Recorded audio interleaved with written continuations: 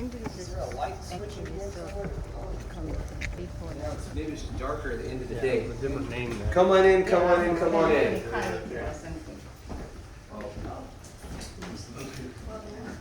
Come on in. It's a little cooler in here, so when you get in, we'll go ahead and close the door. All right, are you the last? All right, someone had to be the last, right? Okay, well, welcome to James and Ellen White's home. Let me just ask that you all be careful not to touch anything in any of the historic homes that we go in. This home is special and important for many reasons. This is the very first home that James and Ellen White ever built and owned. Before this time, they're living in rented homes in Rochester, or before that, they're living in spare rooms that other people had. Ooh, so they're kind of moving up a little bit for the first time right here. This house is built on this location, and this is the original home. The furniture that you see here is not original. There is only one piece of original furniture that was owned by James and Ellen White. I will point it out to you when we get Maybe there. some more people. Oh, are there more people? Maybe, I don't know. Are you guys coming on tour? Oh, yeah, in here. Yeah, sorry. Oh, didn't see you right inside. No, that's okay. Please come on in. Sorry. No, it's okay. It's okay. Fortunately you were captured and caught, so you didn't lose the way. Okay, and Marlene's probably not coming.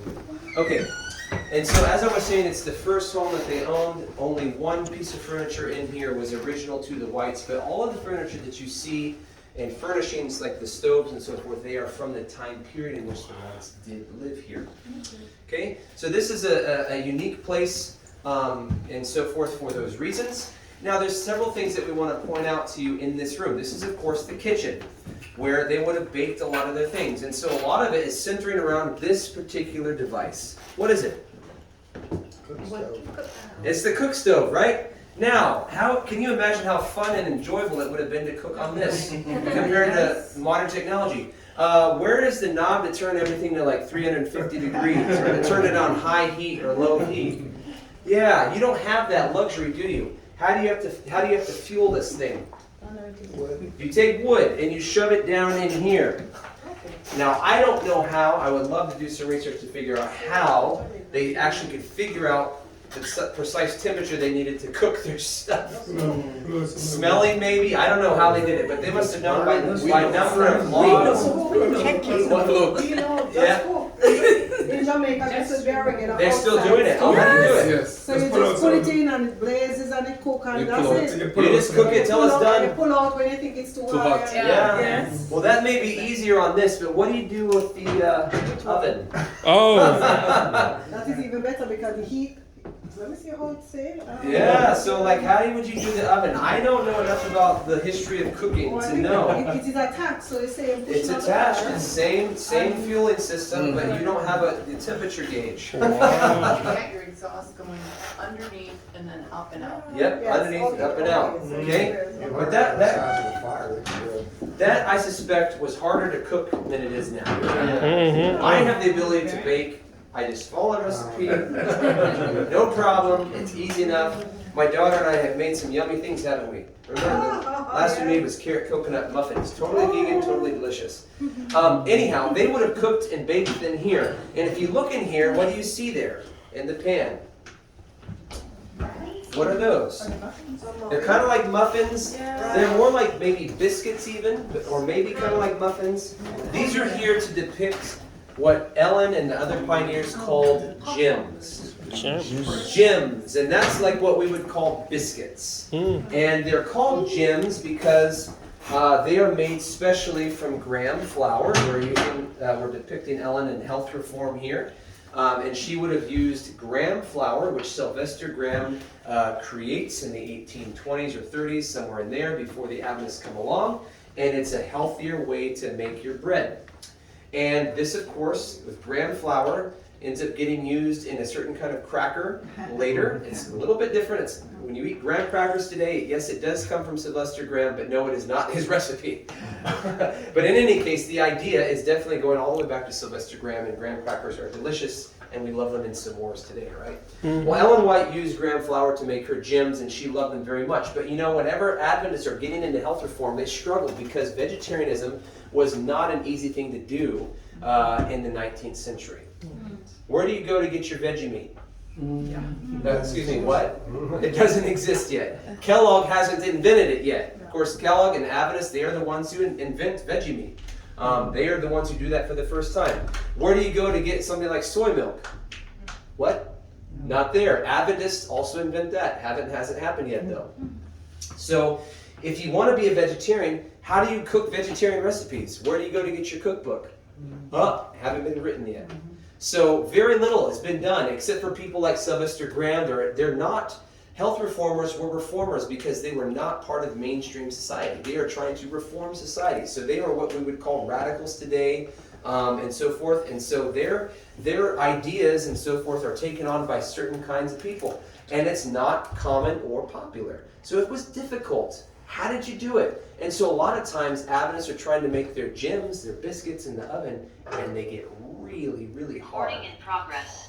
So imagine how difficult it would be to try to be a vegetarian when you're not even able to cook right.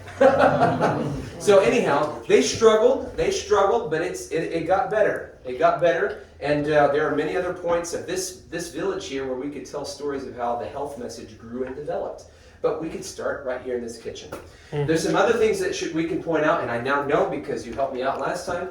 See this right here, this hole in the ceiling? This right here was a way to heat upstairs.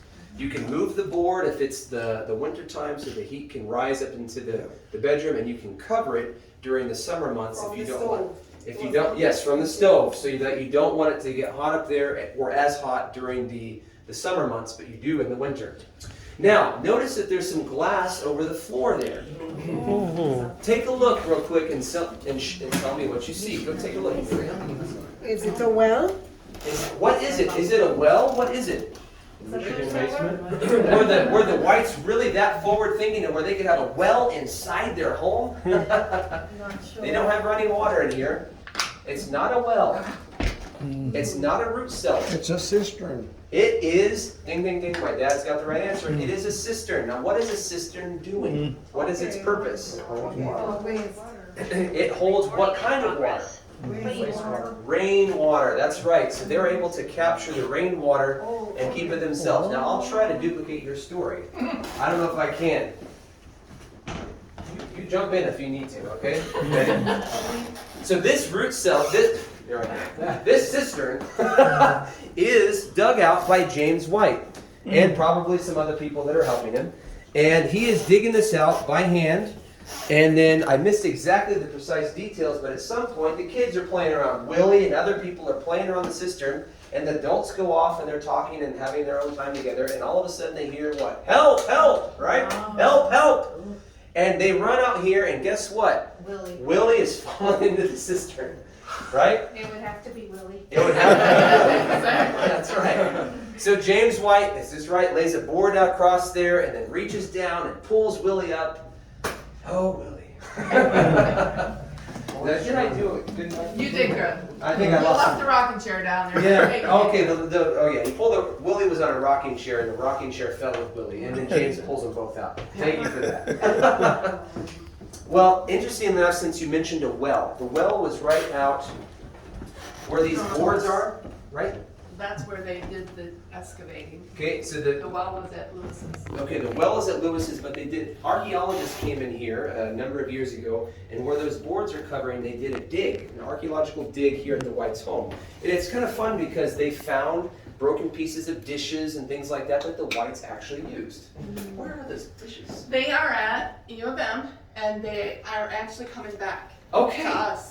Fantastic. I'm really glad to hear that. So the University of Michigan is the entity that organized the dig, and apparently they have kept the artifacts, including the dishes that have been broken and so forth that we can see the Whites would have used, and we don't need it anymore, so just chuck it down the well. For whatever reason. Probably, maybe it was just the kids That was playing. their garbage container. Yeah, it's kind of their garbage. And they threw bones of things too. And so we found bones of animals. Now the Whites, what about the health message we're talking about? What about vegetarianism? Wait a second. Did I tell you the year that they built this house? 1857. When does Ellen White have her first major health reform vision? After that. After that. That's the right answer. Definitely correct. It was in 1863. in Otsego, Michigan. They have the health reform vision at Aaron Hilliard's home. And that is the first comprehensive health reform vision that Ellen has had. So for many of the years, they're not even clued into any kind of health reform. But guess what? Even after that, Ellen White, even though she is moving towards vegetarianism bit by bit, it's hard, as I mentioned, to be a vegetarian in the 19th century. And so it was not until the 1890s when Ellen White is confronted with a Catholic woman who is listening to Ellen speak, and she comes and she basically puts herself on her knees in front of Ellen and says, please stop eating animals, period. Think about their lives. Think about them as God's creation. And so a Catholic woman who was an animal rights activist convinced Ellen White on the basis of animal rights activism to finally become a total vegetarian. And Ellen White stopped at that point and didn't eat anything else except sometimes a little fish for the rest of her life. So it took some time. Yeah. Remind me about the house. This is a remodeling of what was there before. This house is an original house in the original location, but the furniture that you see is not the White's furniture. It's of the period. Original house? Okay. So when you look at the floor, you'll see boards that are really beat up. Those are original boards. The ones that are smooth had to been replaced by us. There you go. But in general, the house is, It's all original. although obviously some restoration. Now, if you look over here in this room here, this is what would have been called the buttery. We would call it a pantry. And you can see there where they would have put things for there. There's a barrel over in the corner, and I'll move out of the way, that would have held flour. Flour was a huge entity, and you would buy it by the pound, by many pounds, by the barrel, typically. And that's because you didn't just go to the store and pick up a loaf of bread. You made it yourself in this oven and stove that you see next to us. And so that's a significant aspect. Now, Betty, I actually don't really know anything about what these rooms are. Is there anything special to say about those rooms? That little room right there, no. The first door is the door that goes into the basement. There's Yep. another Willie story with that. Yep. And then the next door is the door into the janitor's closet. Which is, yeah, we can talk, I'll actually remember to talk about Yeah. that. And then there you can see And the then you'll table. see the kitchen from the other side, or Yep. the dining room. The dining room where they would have eaten their meals is over there. Very good, very good. So take your pictures and look around real quick, and then when you're ready, we'll head this direction. Just remember, this is a house that you don't touch. Yep. Because of the antiques, you don't lean up against things because your body has dirt no matter how hard you try to take a shower, and pretty soon the walls will get really black. Then guess who's got to scrub the walls? No lean, no touch. Yes, that was the well. So put here and you carry to over there, dining room to eat. Exactly. What's the thing? That water, what is They did it for baby, for laundry, for cleaning. Oh, that one, okay.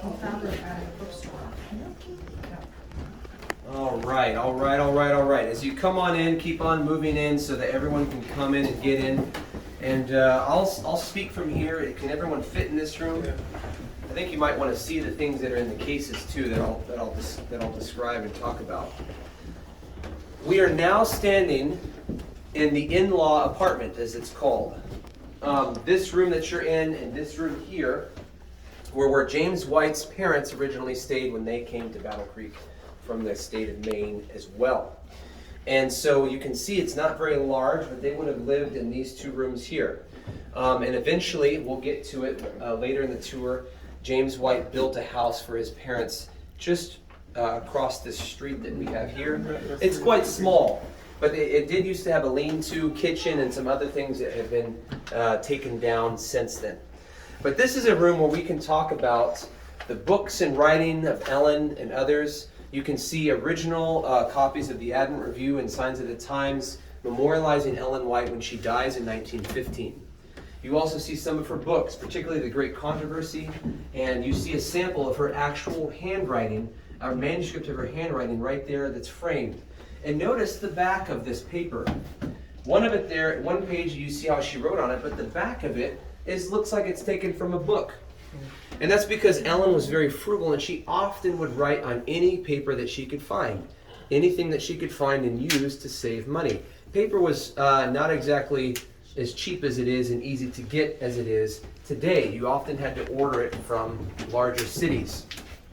And so that is actually one of the reasons that Adventists come to Battle Creek, is because Michigan used to be a huge forest. It was almost entirely covered with trees, and because there were so many trees, publishing houses could cut them down and easily make paper.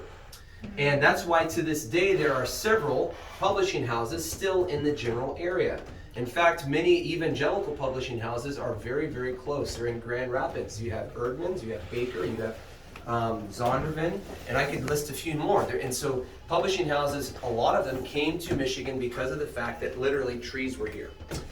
But we also have some other things that I want to point out to you here. We have an original of James White's account book where he's writing down about the family finances. That is not a duplication. It's not it's the only copy in the world right there. And you can see that there. You also have the original, part of the original headstone for Ellen and James's first son, Henry. No, that's John Herbert. That's John Herbert's. So this is their last son, who died at about 3 months old. That's another special thing about this house, because this is the only home that the Whites ever lived in where all 4 of their sons were here. It was this house. One other thing I want to share with you while we're here is we have the copies of the Great Controversy. Do you know the first edition of that book? When does that come out, and what is it called? The subtitle of it was A Great Controversy, between Christ and Satan and so forth. But what is the primary title of the first edition of the Great Controversy? Do you remember what it's called and when it comes out? Forgot? That's quite okay. I'm not testing you. It's called Spiritual Gifts Volume 1, and it's published in 1863. And that's a very rare book to this day. There is one for sale if you want to buy it on aidbooks.com. It's only $25,000. Oh. If you want to see one though, you can come down to the Center for Adventist Research, and we have a few copies of it. The White Estate also has it as well. But that book was written in this house. And in fact, this janitor's closet now used to be Ellen White's bedroom, and even though we can't take you in it, we found out later, after it became a janitor's closet, that was actually Ellen's bedroom at that time, at one point, and that's where she wrote The Great Controversy. So unfortunately, it's not available to go in and see it. But we will take you to Ellen's bedroom upstairs. But that book was written in this house. And that, of course, becomes a major theme for Ellen for her entire life. And it will go through many more editions. And it becomes a 5-volume series, the Conflict of the Ages series. Good. Excellent. We can come on through the room this way. And into the parlor.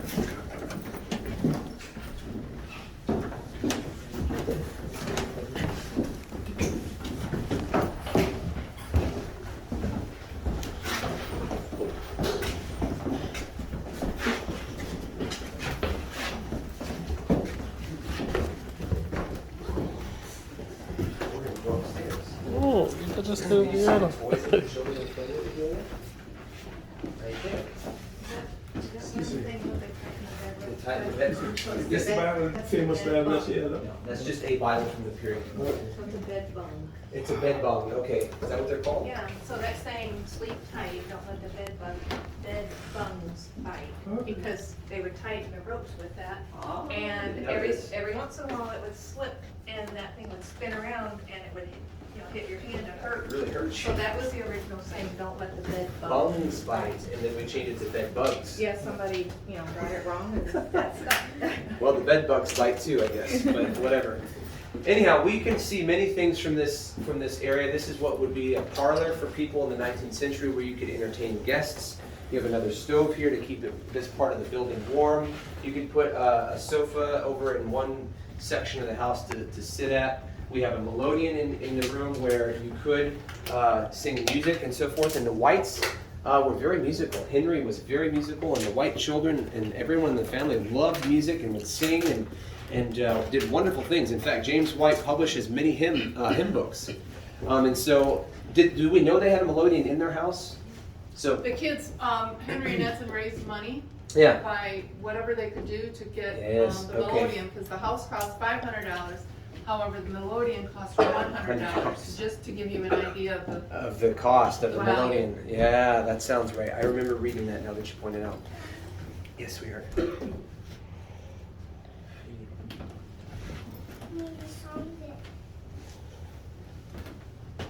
I have a book about. Oh, you're thinking probably of, you have a book about the William Miller Farm. Yes. Yes, this is a different place, but they do have a place like an organ in that book. That's right. My daughter has a couple of these stories of that. She has a story of the Hiram Edson Farm and the William Miller Farm that Adventists have published for children, and so she's talking about that. Good memory, sweetheart. Behind you here, you have a desk. Again, this is not an original piece owned by the Whites, but we have been told that Ellen White actually sat at this desk and did some writing at this desk. Where did it come from again, It Betty? came down by Ohio, Okay, from the school teacher, I don't remember her name. okay, but now it's been brought in here. You can also see a bedroom depicted over here to my right. And as my mother has pointed out, that thing at the top of the bed was used to tighten ropes, and it was called a bed bung. And you wouldn't want to let the bed bung bite, I guess. Yeah, because it would spin around, sometimes it'd slip and it'd spin It would around spin and hit you, your and hand. it might break your wrist even. You can imagine how comfortable that bed must have been, right? Because you would sleep on those ropes with a little mattress with maybe hay or something inside of it, and that would be where you would sleep. You can also see some toys and things like that that children would have played with from that period of time. You can get a better look, of course, at the little dining table here where you would have eaten. And this is where you can see the only piece of furniture that the Whites personally owned, which is between the two windows, that set of shelves there. I don't exactly know what kind of furniture that would be. It's not a bookshelf exactly, but you can get a look at that. Okay? Knick-knack shelf. When you're done with that, we can head upstairs and see the bedrooms. Okay? If you need some time for pictures, please take it. But I'll go ahead and head up here because it's tight space. As we come up the stairs, you're going to see James White's bedroom off to the right. And I'm going to circle around all the way to Ellen White's bedroom.